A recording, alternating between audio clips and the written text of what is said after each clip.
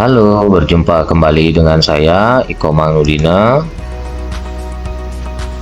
Nah, saya akan melanjutkan mengenai tentang pengelolaan kinerja. Kita klik ini.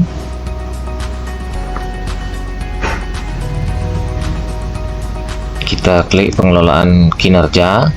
Kemudian kita klik guru, kemudian sebagai pegawai.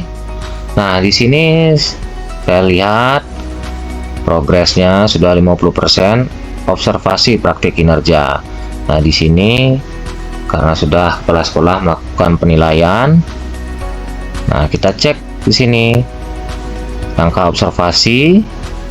Nah, kemudian karena sudah kepala sekolah menilai, kemudian kita cek rincian, sudah terdata di sini.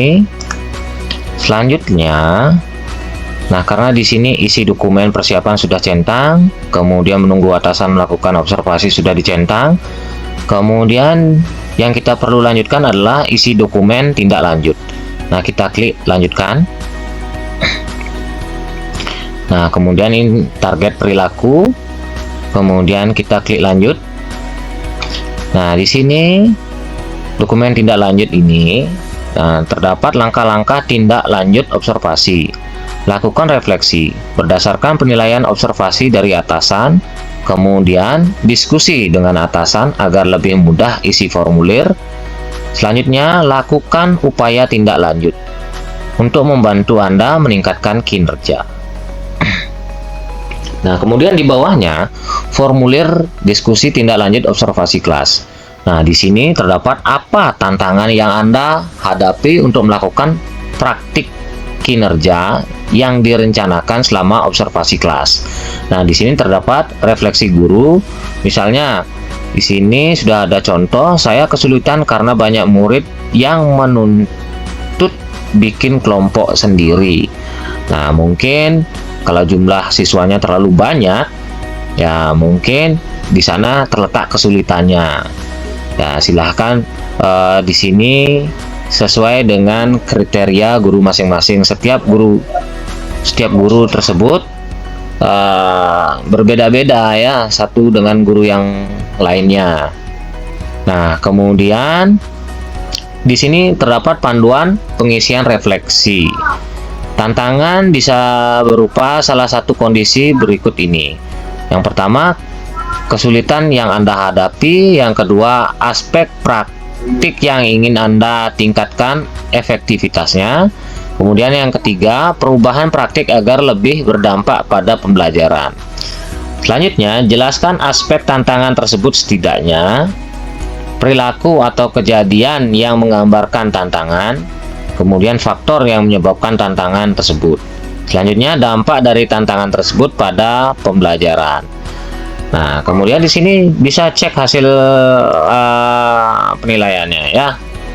Cek rating observasi. Nah, seperti ini. Kemudian kita klik kembali. Nah, kemudian di bawahnya pilihan belajar.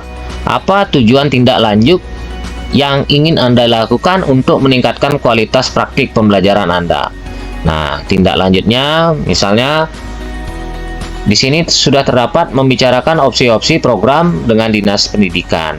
Atau misalnya di sini bisa menambah pengetahuan kita untuk membuat pembelajaran yang menyenangkan bagi murid dan berpihak pada murid, seperti itu. Nah, bisa diketik di sini ya. Nah, jumlah katanya di sini 500 ya. Kemudian, apa upaya yang ingin Anda lakukan untuk mencapai tujuan tindak lanjut tersebut?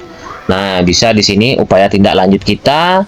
Mungkin kita bisa berdiskusi dengan kepala sekolah. Kita ketik di sini berdiskusi dengan kepala sekolah dan rekan sejawat untuk membuat pembelajaran yang menyenangkan. Ya, serta bisa membuat inovasi-inovasi pembelajaran supaya siswa tersebut senang pada saat pembelajaran berlangsung. Nah, kemudian di sini kapan Anda akan melakukan aksi tindak lanjut? Nah, di sini terdapat periode tindak lanjut. Nah, karena ini durasinya sampai bulan Juni ya. Kita di sini kita klik saja di sini Mei ya. Mei. Kemudian apa dukungan yang Anda butuhkan untuk melakukan upaya tindak lanjut? Nah, di sini kita bisa pilih. Nah, di sini ada sudah disediakan. Di sini 5, kemudian di sini ada yang ke-6 lainnya. Nah, bisa di sini diklik sumber daya untuk melakukan kegiatan belajar atau praktik. Kemudian penyediaan atau pembelian alat dukung pembelajaran. Yang ketiga, penyediaan atau akses ke sumber belajar melalui satuan pendidikan. Dan selanjutnya, izin untuk mengikuti pelatihan di luar satuan pendidikan. Yang kelima, memperoleh mentoring dari kepala sekolah, guru penggerak, guru atau pemateri eksternal atau manajemen. Nah, di sini sudah disediakan lainnya ya. Nah, kemudian di sini kalau opsional, nah di sini boleh diisi dan boleh tidak ya. Karena di sini opsional, pilihan belajar dari platform Merdeka Mengajar atau PMM. Nah, di sini apa tujuan tindak lanjut yang ingin Anda lakukan untuk meningkatkan kualitas praktik kinerja Anda. Nah, di sini boleh pilih minimal satu tujuan tindak lanjut berdasarkan Perdirjen GTK nomor 2626 tahun 2023 tentang model kompetensi guru. Nah, di sini sudah disajikan.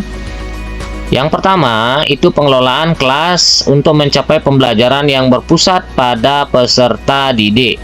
Di sini pilih modul pelatihan mandiri. Ya, di sini kita klik tanda segitiga ke bawah. Nah, di sini sudah ditampilkan persiapan pembelajaran berdiferensiasi PAUD.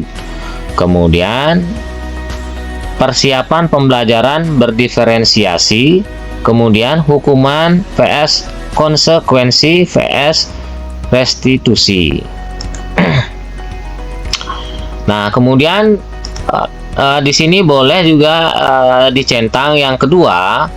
Nah, pengelolaan perilaku peserta didik yang sulit. Pilih modul pelatihan mandiri, kita klik tanda segitiga ke bawah. Di sini sudah ditampilkan restitusi, layanan responsif, kemudian 5 posisi kontrol guru. Silahkan Ibu dan Bapak memilih salah satu di sini. Nah, selanjutnya di sini ada pengelolaan emosi dalam menjalankan peran sebagai pendidik. Nah, pilih modul pelatihan mandiri. Silahkan pilih di sini, kemudian klik tanda segitiga ke bawah. Selanjutnya ada pilihan 3. Yang pertama itu memahami pembelajar mandiri, teori coaching, teori fasilitasi. Ya, silahkan dipilih di sini sesuai dengan kriteria Ibu dan Bapak guru hebat. Silahkan dipilih sesuai dengan karakternya Ibu masing-masing dan Bapak masing-masing. Kemudian sudah Ibu pilih. Di sini kapan Anda akan mempelajari pilihan belajar dari PMM. Nah, di sini ada periode tindak lanjut. Nah, di sini karena di sini sekarang bulan April, bulan depan sudah Mei. Kita tulis saja di sini Mei ya. Mei sampai Juni ya.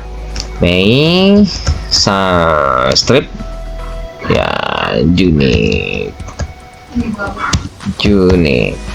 Nah, kemudian apa dukungan yang Anda butuhkan untuk melakukan upaya tindak lanjut?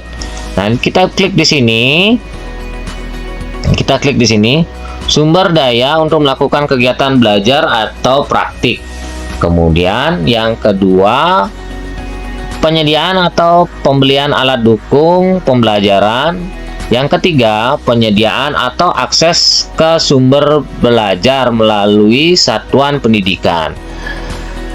Selanjutnya yang keempat, izin untuk mengikuti pelatihan di luar satuan pendidikan. Yang kemudian selanjutnya memperoleh mentoring dari KS kepala sekolah, guru penggerak, guru atau pemateri eksternal atau manajemen. Kemudian di sini ditambahkan di sini lainnya ya. Maksudnya setelah Bapak, Ibu dan Bapak memilih ini satu, silahkan diklik. Nah, jika tidak ada sesuai dengan keinginannya Ibu dan Bapak guru, silahkan boleh diklik lainnya. Nah, jika sudah ataupun Bapak dan Ibu masih ragu-ragu, boleh nanti diklik di sini simpan draft. Kalau Bapak masih ragu-ragu, silahkan simpan draft. Apabila Bapak dan Ibu sudah pasti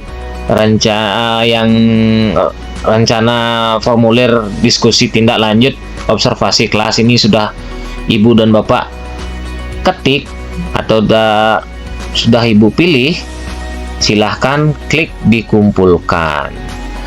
Ya, nah itu saja tutorial dari saya. Semoga bermanfaat buat Ibu dan Bapak guru hebat.